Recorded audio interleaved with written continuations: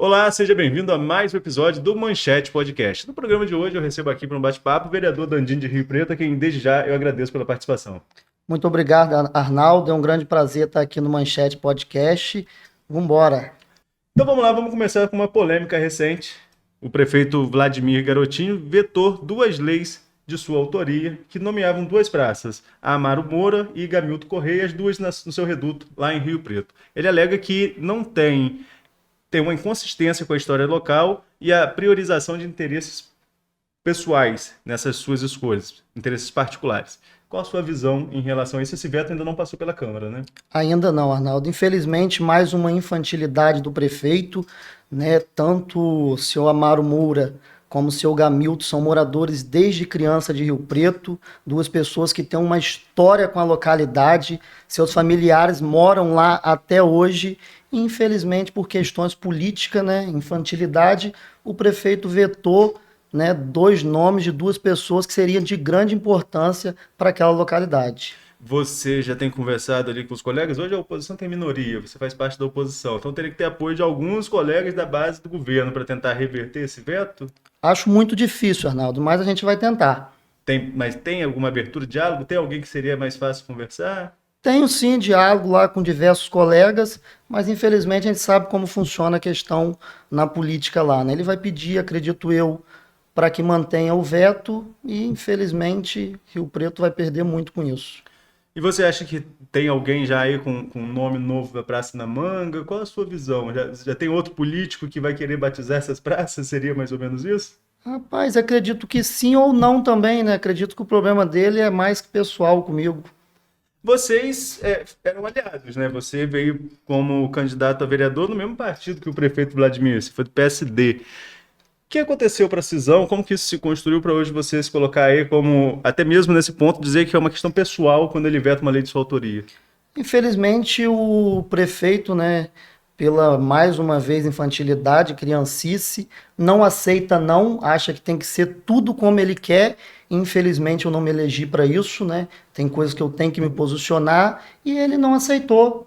E paciência, né? Dentro daquele acordo de pacificação, Dandinho, a gente viu que você, antes mesmo desse acordo acontecer, você disse que estaria na base, mas que apoiaria o deputado Rodrigo Bacelar, hoje presidente da Alerj, para a reeleição em 2022. Antes mesmo de se falar em pacificação. Depois da pacificação, tudo parecia mais tranquilo, né? Os ânimos estavam mais tranquilos na casa, e agora a gente viu que novamente há uma cisão.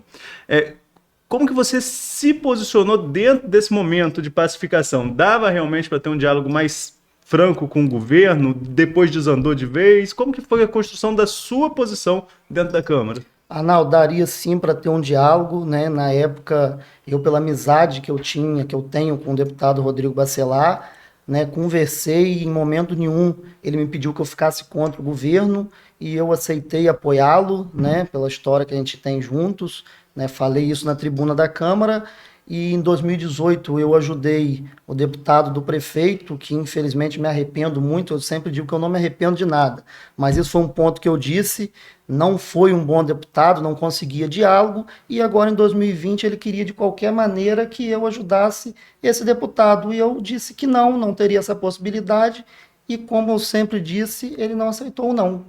Seria para apoiar o Bruno, então. Correto. Então foi aí que começou essa cisão sua com o prefeito? Iniciou aí. E depois o que desencadeou até chegar a esse ponto de vetar? Porque realmente eu acompanho política já, Dandinho, aqui, São João da Barra, São Francisco, desde 2012, vetar nome de praça é algo muito extremo dentro de uma conjuntura política, né? Então é porque a situação já desandou de vez. É assim, eu acho que é histórico. Eu, pelo menos, desconheço que se já teve algum outro veto relacionado a nome de praça. Mas, como eu disse, acredito que implicância comigo, ele deixar de homenagear dois grandes moradores que foram para a localidade de Rio Preto. E qual a sua avaliação do governo Vladimir como um todo? Quando você está na oposição, obviamente você tem várias críticas a fazer, mas o governo a gente pode analisar de várias formas. Então eu queria diria Marlon Guido quando passou por aqui, uma análise desapaixonada. Qual é a sua avaliação do governo Vladimir?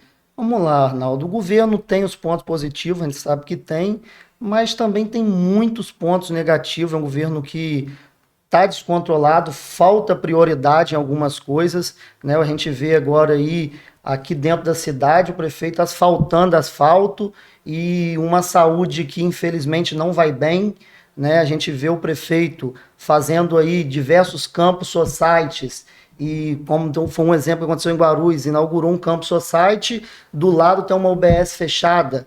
Foi aqui na Pecuária, fez um campo society numa praça abandonada. Então, assim, é um governo que está, acredito, descontrolado, né? Pensa muito em arrecadar, né? Obra para todo lado, mas quando a gente vai realmente para o ponto que precisa, falta muito ainda. Então você usou uma expressão que o governo gostaria de usar, obra para todo lado, mas você acha que as obras então não são planejadas? De maneira nenhuma. Falta prioridade e organização. Você falou agora sobre o governo, vamos falar um pouquinho sobre a Câmara.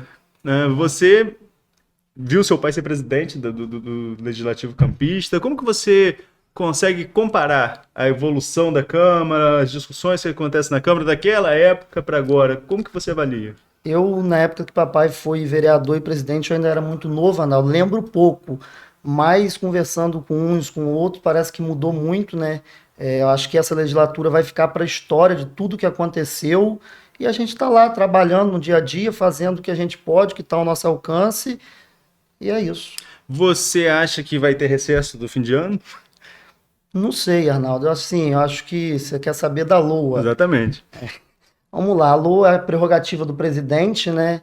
Eu acho que para votar a LOA a gente precisa de um diálogo, né? O prefeito não colocou na LOA o reajuste do servidor, o prefeito não colocou o reajuste do aposentado, não colocou o reajuste do pensionista, né? Vetou a questão das bolsas universitárias, que é de extrema importância. Então, assim, o próprio presidente já disse que não tem por que ele não pautar, mas antes a gente teria que ter um diálogo. E já houve, você sabe, como você mesmo disse, a prerrogativa do presidente, até tentei falar com ele hoje, mas ainda não consegui, até o momento da nossa gravação, a prerrogativa é dele, mas você sabe se está havendo alguma tratativa de diálogo, alguém do governo tentando fazer essa ponte?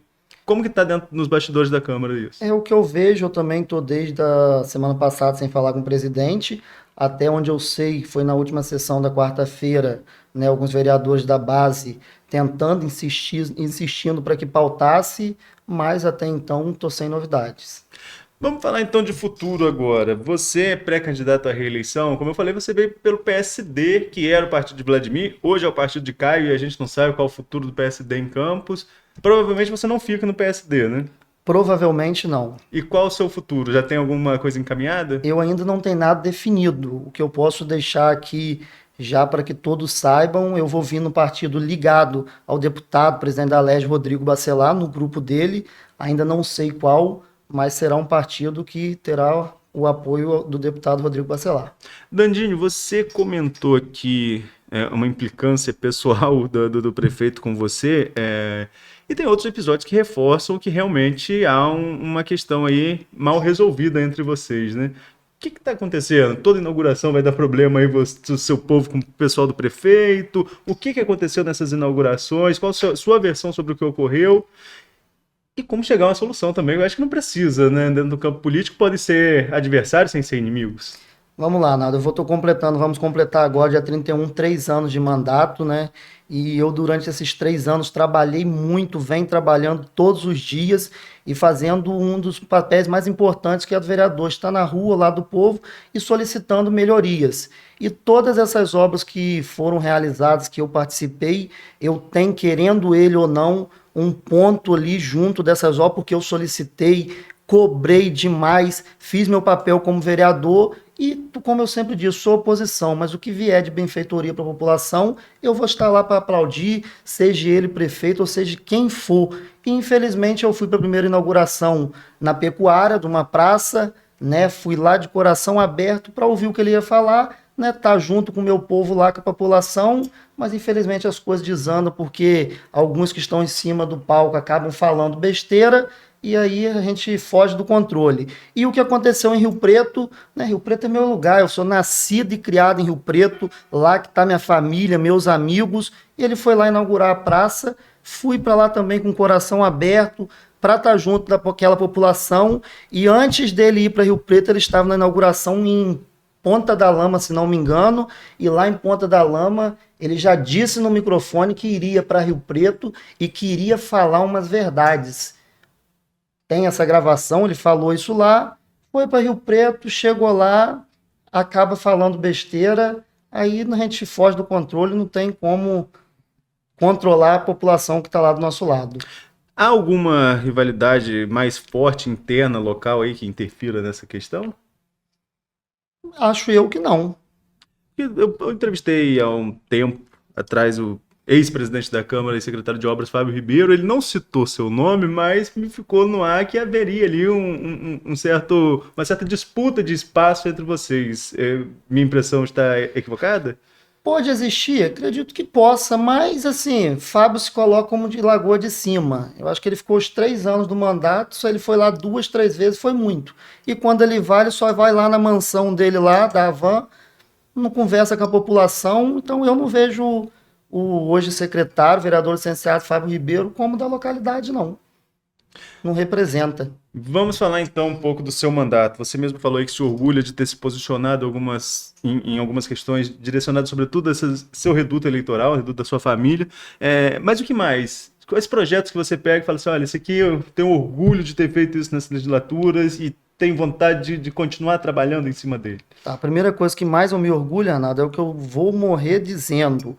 Vereador tem que estar do lado do povo, do lado da população. E isso eu faço todos os dias quando eu acordo, ouvindo demandas, tentando ajudar como a gente pode. Mas você falou em projeto aqui, eu queria aproveitar a oportunidade, nós estamos com um projeto tramitando na Câmara, acredito que agora, tendo recesso, vai ser após ou não, a qualquer momento vai para votação, a gente está lá solicitando a diminuição em 50% da taxa de iluminação pública, uma vez que nós não temos uma iluminação pública de qualidade e também nós temos aí, eu acho, 50% ou mais da cidade com lâmpadas em LED. Ou seja, ela é muito mais em conta, mais barata. Por que a gente continuar onerando o trabalhador? Então, estamos aguardando para ir votar e acredito que breve vai estar em pauta. Nós falamos sobre a sua possibilidade de reeleição, que você confirmou.